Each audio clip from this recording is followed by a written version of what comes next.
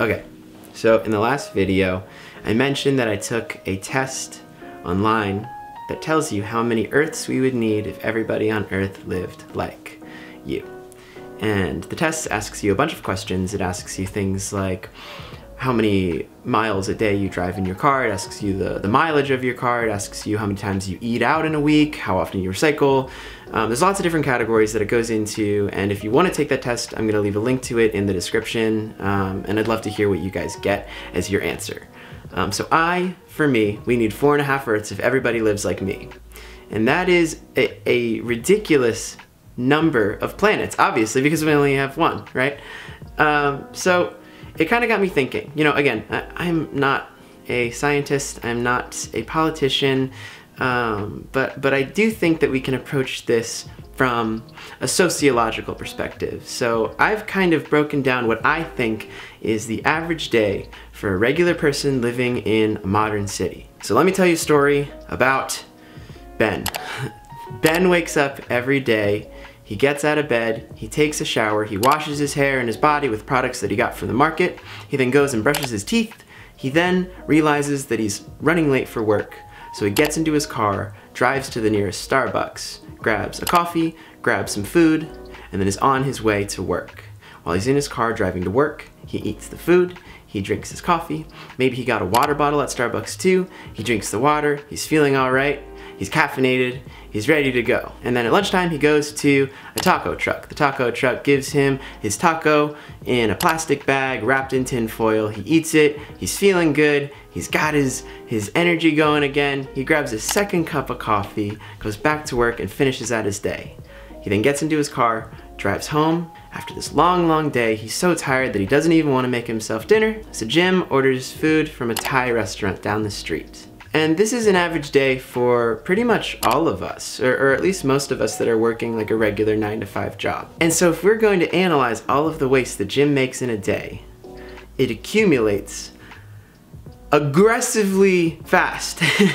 And so, while I think about this, let's kind of break this down bit by bit for each part of the day that Jim lives. And I'm gonna be Jim, so forget Jim. I don't even know why we named him. This is about Jonah now. So I'm gonna basically go all around my house and collect all of the things, all of the products, all of the food, all of the stuff that I use on a daily basis and just put them in one place. And I wanna see how much there is. Okay, going to the bathroom. We got stuff here, we got stuff there, we got stuff here, we've got stuff here. We got all of this stuff. Okay, gonna grab that. This is my food right here. I'm gonna grab that. And then also, here is my pantry. Look, he started saving some bottles, so we're not doing so bad, but all this stuff, this is also waste. So let's go put this all in one place. This is my bed. It's a full-sized mattress with some great pillows on it, but that's not important right now. This is a full-size mattress, and I'm going to put everything, all of the products that I use on a daily basis on this bed and see how much of the bed it takes up. Okay, this is just the shower. This is really bad. Okay, let me just, this is, it's just my bathroom. That's all going in to a dump. Now for the fridge, there's really not a lot of stuff in here because, well, also because, you know, I embarrassingly enough, I eat out a lot more than I care to admit. Okay, onto the pantry. This one, there's so much more. That's 2, 3. And that last one was 4, but I didn't film it because, I'm a little overwhelmed. Okay, let's go look at this. Okay.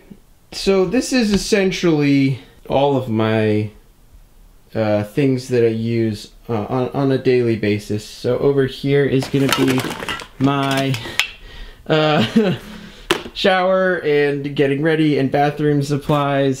Over here is food and more food. All of this is going to end up in some kind of dump. And that's not even including all of the things that I buy and add into my life. Things like eating out, which I do relatively often. Things like driving my car, which I do every day. And it doesn't even go into like all of the stuff that goes into making all of the plastics and things that are being used here. So all of this stuff, all of this gets thrown into a dump. So on top of that, let's say that I eat out 3 times a week. That's gonna be 3 plastic bags, 3 styrofoam containers, 3 sets of single-use plastic utensils, and 1 plastic to-go drink. And on top of that, usually every day I go to my nearest 7-Eleven and I go and buy protein bars, and those come in plastic packaging as well. So let's say that I eat 2 of those a day. That's 14 of those every single week. Every month, that's 28. 28 times 2 is 56 pieces of plastic, just from that, every single month. Just with this. This is a toothpaste container that I have crinkled up. It looks very nice. Every year, I believe the statistic is something like 1 billion plastic toothpaste tubes end up in waste sites, and they just don't decompose every single year. So the idea is, how do we remedy this? And the big forefront movement right now is the zero waste movement. Now, Wikipedia defines zero waste as a philosophy that encourages the redesign of resource life cycles so that all products are reused. Basically what that means is the goal of the movement should be that all of us strive to create as close to or exactly zero waste and not be creating any waste. And that is great in theory, but in practice that is incredibly hard to do for a lot of people. So that is a lot. That's a lot of stuff. And so my hypothesis, this is my pitch for what I think that the problem is. I think that we live in a society that really values and celebrates having the ability to be a consumer. And that is, in theory, something that's really great. And I'm not here to make an anti-capitalist rant. And I'm also not here to say that I'm better than you, because clearly, look at my garbage. Part of the problem is that we work to achieve the ability to have the lifestyle to consume, and that makes us very tired, and it means that we're not giving as much energy to ourselves and giving ourselves the free time and creative expression to go into all of these different things. When I get home from work, I'm tired. I don't want to think about where my food's coming from. I just want to order it, and I want to put it in my mouth, and I want to go to bed. And I think that's I think that's half the problem, right? It's hard to be able to do that stuff. It's expensive sometimes. My thing here is I want to say maybe it doesn't have to be expensive, and maybe it can actually be easier and better all around for us to attempt to try and minimize all this stuff. And so that's what I ultimately want to be focusing on as we move forward in these videos. I want to be learning and teaching ways that we can make small changes in the way that we consume things. Things like switching out our toothpaste for an alternative. Things like switching out my plastic water bottle for a metal water bottle. There's lots of different things, and I want to make videos about each of these things and talk about that. I also want to talk about all of the things that we can do as people to make sure that we are healthy enough mentally and physically to be able to do these things. Because if I'm not tired on a Sunday, then I can go to the farmer's market and I don't have to go to the grocery store where everything's packaged in plastic. So that's basically the point that I'm trying to make here. I don't think that zero waste is unattainable. I think that it's the end goal, but I think that to get to a place like that, it takes a lot of time and small, slow, incremental changes. And that's really what I want to be focusing on here. So this is my garbage. I hope you enjoyed.